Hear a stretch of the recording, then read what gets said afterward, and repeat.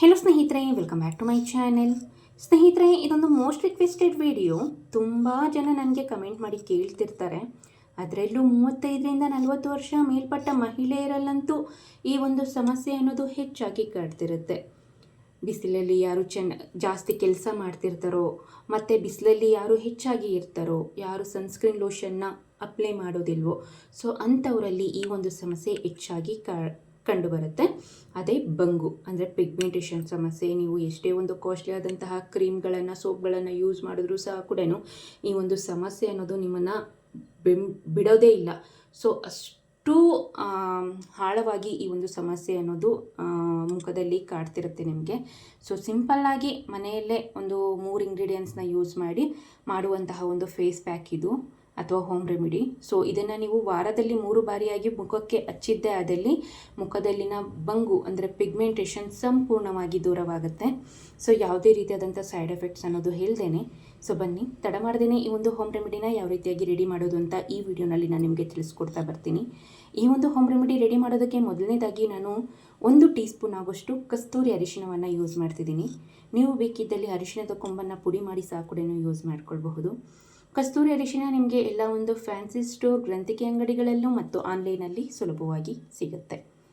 ಕಸ್ತೂರಿ ಅರಿಶಿಣ ಮೇಯ್ನಾಗಿ ಪಿಗ್ಮೆಂಟೇಷನನ್ನು ಹೋಗಲಾಡಿಸೋದ್ರಲ್ಲಿ ನಂಬರ್ 1 ಆಗಿ ಕೆಲಸ ಮಾಡುತ್ತೆ.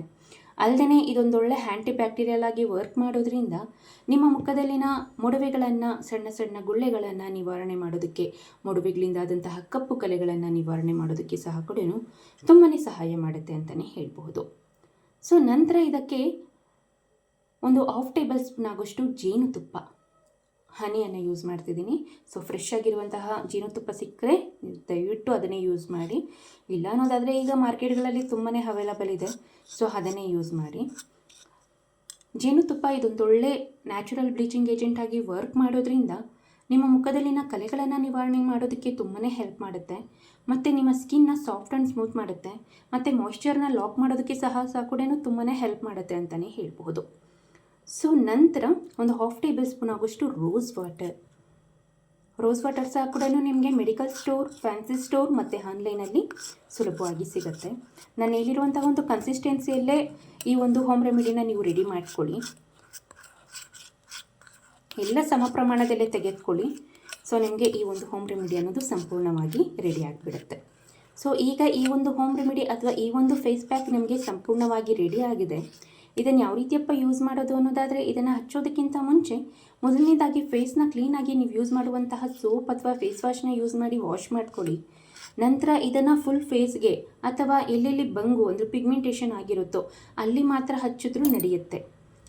ಸೊ ಫುಲ್ ಫೇಸ್ಗೆ ಹಚ್ಚಿದ್ರೂ ಸಹ ಕೂಡ ತುಂಬಾ ಒಳ್ಳೆಯದು. ಮುಖದಲ್ಲಿನ ಮೊಡವೆಗಳನ್ನು, ಕಲೆಗಳನ್ನು ನಿವಾರಣೆ ಮಾಡೋದಕ್ಕೂ ಹೆಲ್ಪ್ ಮಾಡುತ್ತೆ.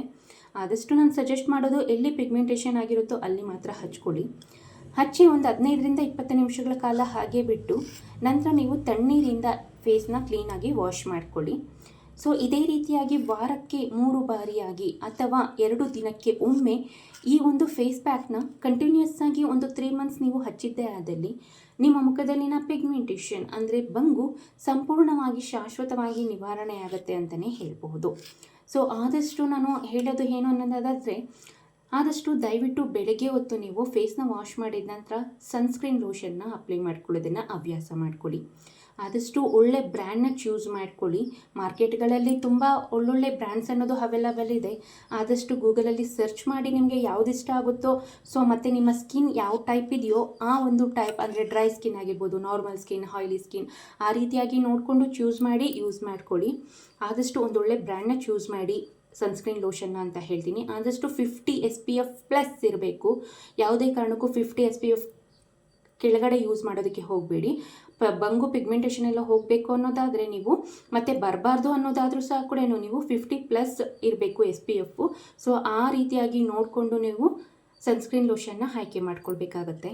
ಸೊ ಡೈಲಿ ಹಚ್ಚೋದ್ರಿಂದ ಸನ್ಸ್ಕ್ರೀನ್ ಲೋಷನ್ನು ತುಂಬಾ ಬೆನಿಫಿಟ್ಸ್ ಇದೆ. ಸನ್ ಟ್ಯಾನ್ ಆಗೋದು ಕಡಿಮೆ ಆಗುತ್ತೆ ಮತ್ತು ಪಿಗ್ಮೆಂಟೇಷನ್ ಆಗೋದು ಸಹ ಕೂಡ ಕಡಿಮೆ ಆಗುತ್ತೆ ಅಂತಲೇ ಹೇಳ್ಬೋದು. ಸೊ ಇದಿಷ್ಟು ಈ ಮಾಹಿತಿ ಆಗಿತ್ತು ಸ್ನೇಹಿತರೆ. ಈ ವಿಡಿಯೋ ನಿಮಗೆ ಇಷ್ಟ ಆಗಿದೆ ಅಂದ್ಕೊಂಡಿದ್ದೀನಿ. ಇಷ್ಟ ಆಗಿದ್ದಲ್ಲಿ ದಯವಿಟ್ಟು ಲೈಕ್ ಮಾಡಿ. ಆದಷ್ಟು ಯೂಸ್ಫುಲ್ ಆದಂಥ ವಿಡಿಯೋನ ನಿಮ್ಮ ಫ್ಯಾಮಿಲಿ ಮೆಂಬರ್ಸ್, ಫ್ರೆಂಡ್ಸ್ಗೆ ಆದಷ್ಟು ಶೇರ್ ಮಾಡಿ ಅಂತ ಕೇಳ್ಕೊಳ್ತಾ, ನೀವಿನ್ನೂ ಈ ಚಾನಲ್ನ ಸಬ್ಸ್ಕ್ರೈಬ್ ಮಾಡದೇ ನೋಡ್ತಿದ್ರೆ ಮತ್ತಷ್ಟು ಬ್ಯೂಟಿ ಟಿಪ್ಸ್ಗಾಗಿ ದಯವಿಟ್ಟು ಈ ಚಾನಲ್ನ ಸಬ್ಸ್ಕ್ರೈಬ್ ಮಾಡ್ಕೊಳ್ಳಿ. ವಿಡಿಯೋ ನೋಡಿದ್ದಕ್ಕಾಗಿ ಧನ್ಯವಾದಗಳು.